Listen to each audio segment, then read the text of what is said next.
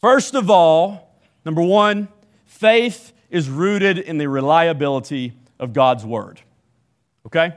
Faith is rooted in the reliability of God's Word. What I mean by that is, Abraham did not know where he was going, but he did know God. And that's all that mattered.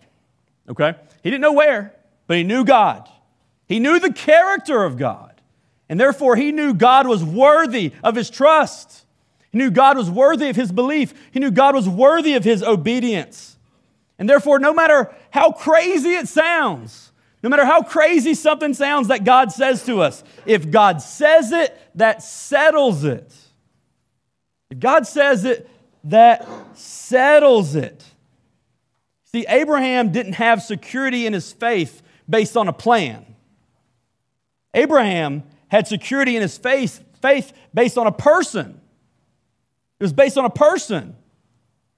Who God was surpassed where Abraham went. Whom Abraham trusted eclipsed why he obeyed. His faith was not in a plan. His faith was in a person.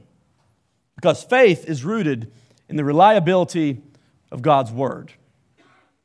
That's the first thing. Secondly, faith is always directly tied with obedience. Faith is always directly tied in with obedience. You see, Abraham didn't obey because it was a great trade. He didn't know where he was going, all right? It wasn't like an immediate upgrade. Oh, you want me to go there? Sounds good, God. Let's do this thing. Yeah. He didn't know where he was going. It wasn't logical. It was not the logical thing to do. Again, if you remove the spirituality out of this equation, we say it's not logical what Abraham did. He did not know where he was going. Why would he make that trade?